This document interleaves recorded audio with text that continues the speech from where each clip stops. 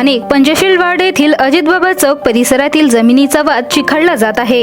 या प्रकरणावरून नगर परिषदेचे मुख्य कार्यकारी अधिकारी यांनी डॉक्टर बाबासाहेब आंबेडकर यांच्याबद्दल अवमानना केल्याच्या आरोपावरून मुख्याधिकारी यांच्यावर फौजदारी गुन्हा दाखल करावा अशी तक्रार सामाजिक कार्यकर्ते परमानंद मेश्रामसह अजितबाबा संस्थेचे पदाधिकारी व समाज बांधवांनी साकोली पोलीस ठाण्यात दाखल केली आहे। मुख्याधिकारी यांच्यावर फौजदारी गुन्हा दाखल न झाल्यास आंदोलन तीव्र करून साकोली बंद करण्याचा इशारा आंदोलकांनी दिला आहे। दिवसभर पोलीस स्टेशन येथे आंदोलकांनी बहुसंख्येने आपली उपस्थिती दर्शवून घडलेल्या प्रकरणाचा निषेध नोंदविला। प्राप्त माहितीनुसार पंचशील वार्ड साकोली येथे सन 1983 ते 84 पासून गट नंबर 916 मधील एकूण 3.88 हेक्टर आर पैकी अंदाजे 2 एकर 0.80 हेक्टर जागेवर अजितबाबा संस्थांचा कब्जा आहे। संस्थेच्या वतीने मागील 40 वर्षापासून या ठिकाणी भारतरत्न डॉक्टर बाबासाहेब आंबेडकर यांनी तथागत गौतम बुद्ध यांची जयंती स्मृती दिनाचे कार्यक्रम सातत्याने होत आहे। मध्यंतरी काळात 2 वर्षापूर्वी नगर परिषद साकोलीने या जागेवर लहान मुलांना खेळण्याकरिता झुले साहित्य लावले होते,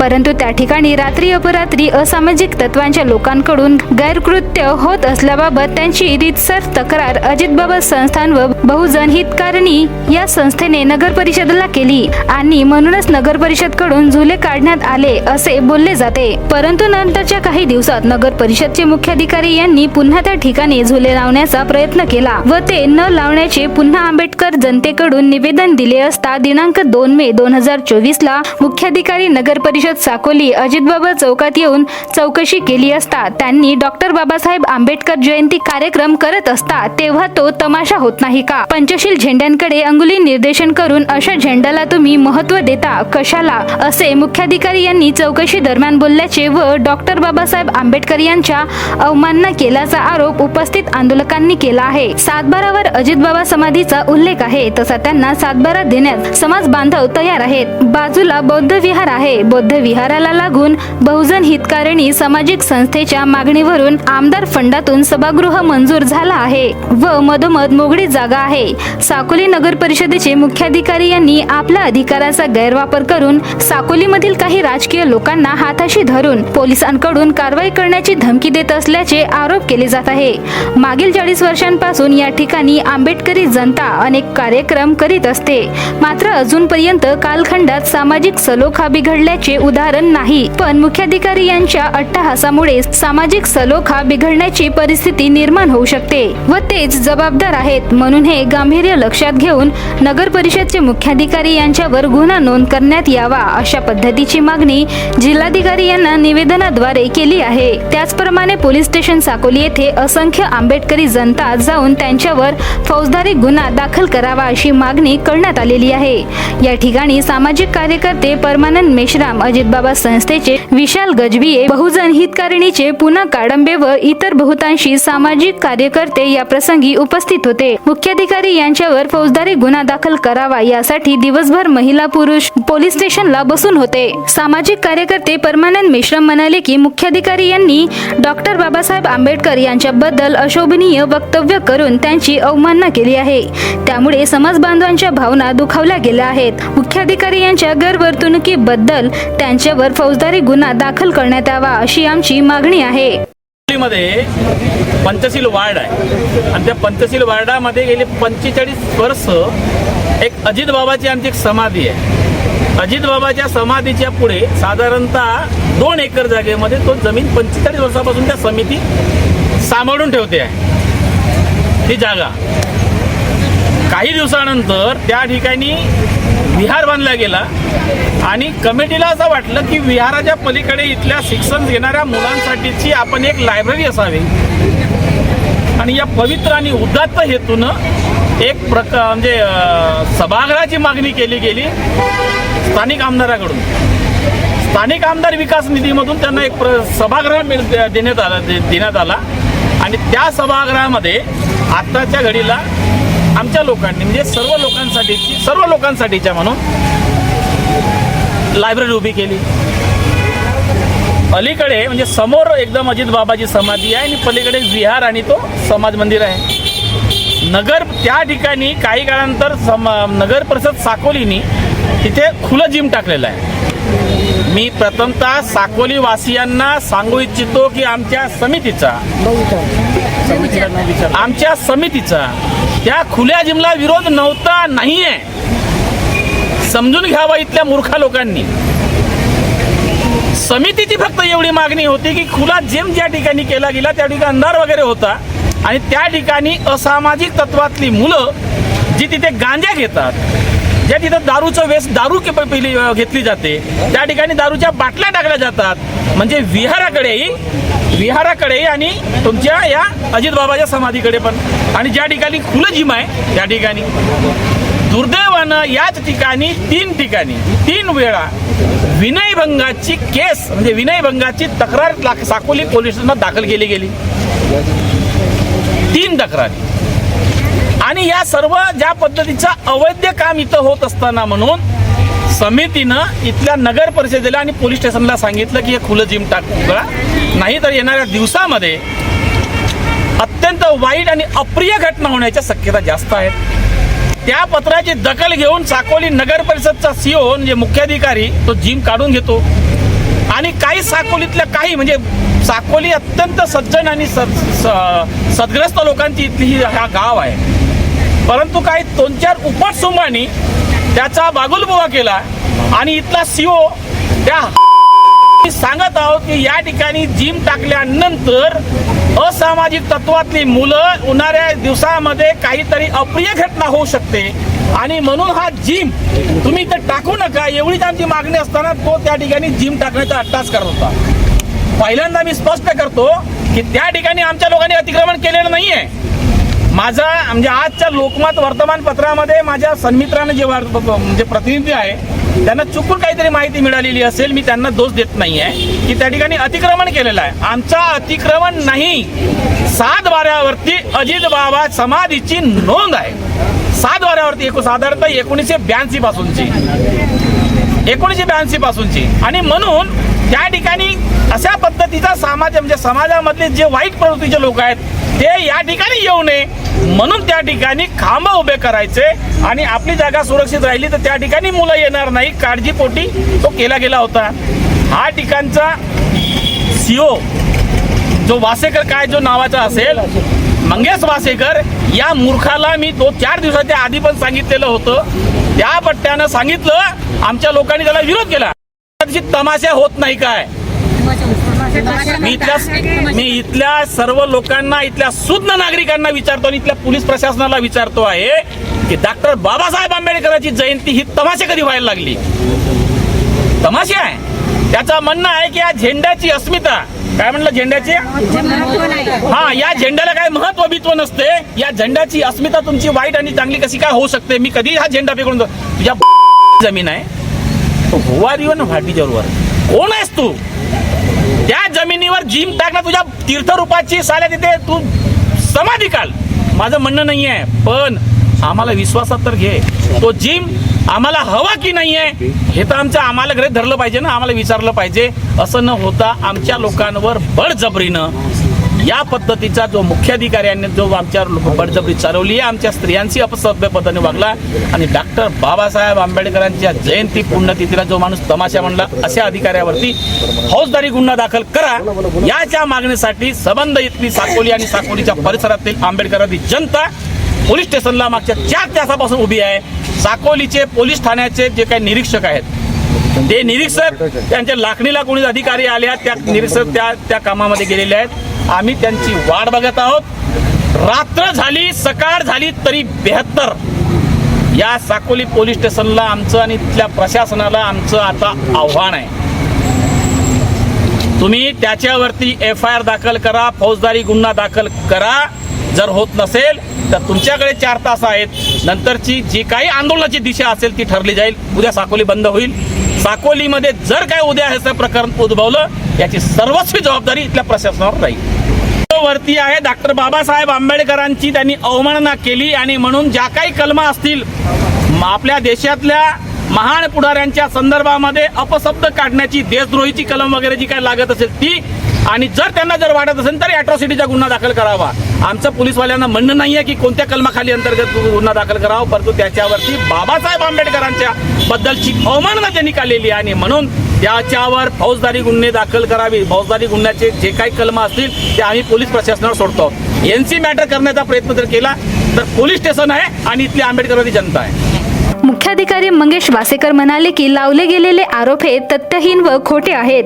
मी कुणाही बद्दल अशोभनीय बोललेलो नाही व कुणाचीही अवमानना केलेली नाही. सदर जमीन ही शासकीय असून सार्वजनिक वापराकरिता उपयोगात येत होती. शासनाने या जागेवर सार्वजनिक सभागृह तयार करून दिले आहे. नगर परिषदेकडून सदर जागेवर हायमास्ट लाईट बेंच व क्रीडा साहित्य लावण्याचे प्रस्तावित आहे. मी नाव नाही घेणार कुठलं. जे आरोप आता झालेले किंवा तक्रार आहे ते खोटं आहे असं कुठलंही स्टेटमेंट माझ्याकडनं गेलेलं नाही. आणि जागा जी आहे ती शासकीय आहे. ती सर्वांसाठी वापरासाठी सर्वांसाठी खुली आहे. तिथं काय काय बनलेलं आहे साहेब शासकीय निधीतून? एक सभागृह आहे आणि आता आमचं खेळणी साहित्य प्रस्तावित होते. आम्ही खाय मास्क लावायचं होतं आणि काही बेंचेस लावायचे आहे. बरं. सदर तक्रारीची दखल घेऊन निष्पक्ष चौकशी करून योग्य कारवाई करण्याचे आश्वासन ठाणेदार रमाकांत कोकाटे यांनी आंदोलकांना दिलेले आहे.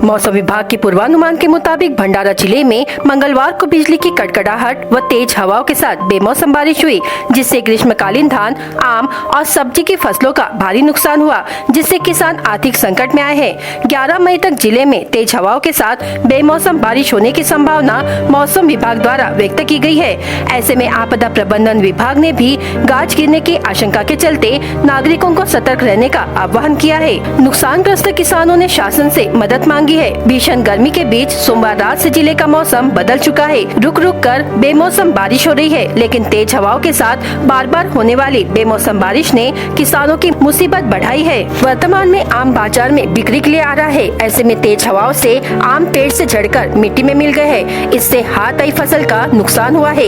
इसी तरह से तेज हवाओं ने ग्रीष्मकालीन धान फसल व सब्जी के बगीचों को भी नुकसान पहुंचाया है। भंडारा, साकोली, लाखनी, पौनी, लाखांदूर, तुमसर व मोहाड़ी इन सभी तहसीलों में एक जैसा मौसम बना रहा। तेज हवाएं चलती रही। अगले 4 दिन भंडारा जिले में येलो अलर्ट जारी किया गया है। बेमौसम बारिश होती रही तो किसानों का आर्थिक नियोजन बिगड़ने वाला है। ऐसे में किसानों द्वारा नुकसान भरपाई की मांग होने लगी है।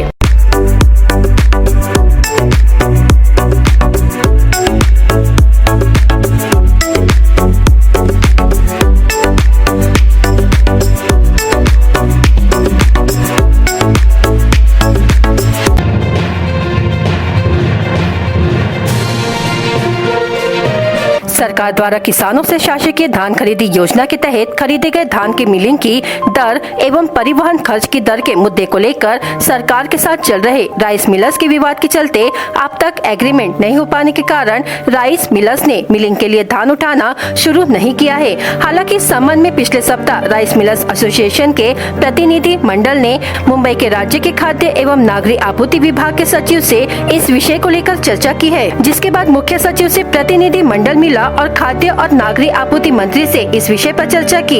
इसमें कुछ मुद्दों पर सहमति बन गई है एवं अब आदेश की प्रतीक्षा राइस मिलर्स द्वारा की जा रही है। आदेश जारी होते ही संस्थाओं द्वारा खरीदा गया, खुले में रखा गया धान और गोदामों में रखा धान तत्काल उठाकर मिलिंग शुरू हो जाएगी। यह आश्वासन राइस मिलर्स ने शासन को दिया है। यदि ऐसा होता है तो रबी सीजन के लिए शासकीय धान खरीदी की प्रक्रिया शुरू होने का मार्ग प्रशस्त हो जाएगा। बता दें कि खरीफ सीजन का लाखों क्विंटल धान खरीदी करने वाली संस्थाओं के गोदामों एवं बाहर खुले में पड़ा हुआ है। गौरतलब हो कि केंद्र सरकार द्वारा घोषित किए गए समर्थन मूल्य पर शासकीय धान खरीदी केंद्रों के माध्यम से खरीफ सीजन में खरीदा गया लाखों क्विंटल धान इन दिनों खरीदी संस्थाओं के गोदामों में 6 माह से भरा पड़ा है। वही लगभग 8 लाख क्विंटल धान खुले में रखा हुआ है। धान की मिलिंग एवं परिवहन खर्च के मुद्दे को लेकर राइस मिलर्स ने इस वर्ष शासकीय धान की मिलिंग पर बहिष्कार कर रखा है। इस कारण सहमति पत्र दिए जाने के बावजूद बावजूद अब तक एग्रीमेंट नहीं हो पाए हैं, जिसके कारण राइस मिलर्स ने अब तक मिलिंग के लिए गोदाम में पड़ा धान उठाना शुरू नहीं किया है। वर्तमान में स्थिति ये बनी हुई है कि राइस मिलर्स एवं शासन के बीच चल रहे विवाद में किसान और मजदूर दोनों संकट का सामना कर रहे हैं। विदर्भ राइस मिलर्स एवं गोंदिया राइस मिलर्स एसोसिएशन की ओर से कहा गया कि यह मुद्दा जीवनावश्यक वस्तुओं से जुड़ा हुआ है, इसलिए इसमें आदर्श आचार संहिता के चलते नियमानुसार कोई बाधा निर्माण होने की संभावना नहीं है। हमने अपनी ओर से शासन को आश्वस्त किया कि आदेश जारी होते ही तत्काल एग्रीमेंट कर मिलिंग शुरू कर दी जाएगी और भंडारण किया हुआ लाखों क्विंटल धान खराब नहीं होने दिया जाएगा। उम्मीद है कि सरकार की ओर से इस संबंध में जल्द ही आदेश जारी किए जाएंगे। भंडारा गोंदिया जिला वासियों के लिए खुश खबर है। अब आपका मनपसंद channel BS crime media news अब आपके केबल नेटवर्क पर, जी हां, अपने केबल नेटवर्क के एशियन चैनल नंबर 13 पर उपलब्ध है। BS क्राइम मीडिया न्यूज पर खेल, राजनीति, क्राइम, साहित्य व अन्य खबरें प्रकाशित की जाती है। हमारे साथ जुड़ने के लिए तथा हमारे चैनल में खबरें, विज्ञापन आदि के लिए संपर्क करें 8669151757 पर।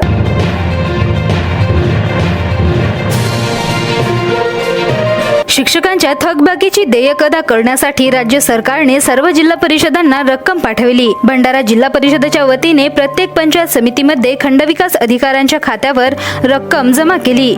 गट विकास अधिकाऱ्यांना विहित कालावधीत सर्व लाभार्थी शिक्षकांच्या खात्यावर रक्कम जमा करण्याची जबाबदारीही दिली।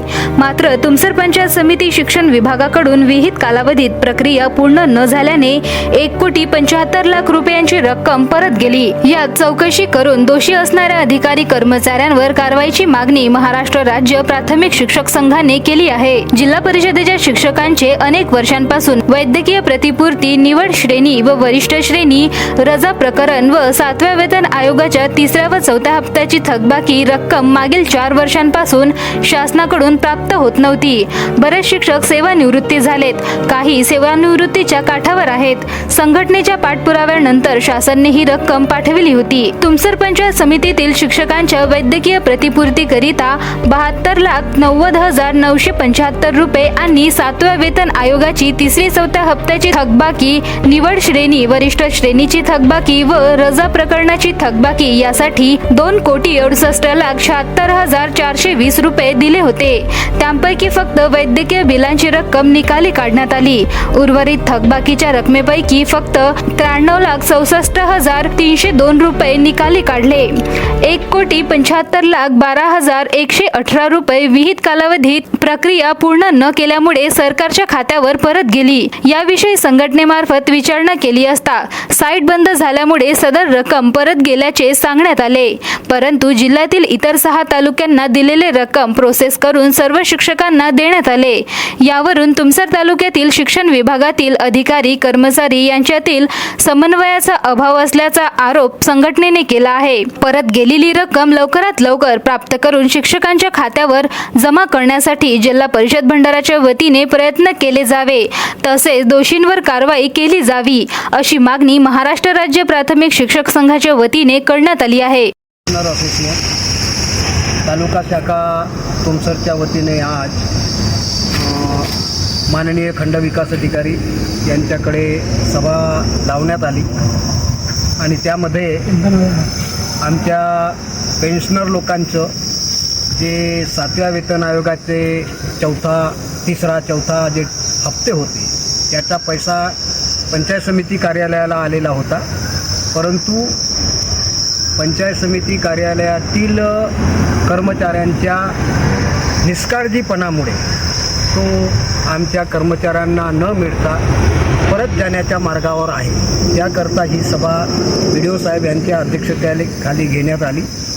त्यामध्ये हा पैसा आपल्याला कसा मिळेल या विषयावर सविस्तर चर्चा झाली आणि खंडविकास अधिकारी साहेब यांनी ज्यांची हलगर्जीपणा दिसला त्या कर्मचाऱ्यांना शोकाज नोटीस देऊन त्यांच्यावर कारवाई करण्याचे आदेश दिलेले आहेत आणि आम्हाला आश्वासित केलेलं आहे की हा पैसा आपल्या खात्यावर लवकरात लवकर कसा येईल या बाबतीत मी प्रयत्न करतो आणि शक्य तेवढ्या लवकर मागवण्याचा प्रयत्न करतो।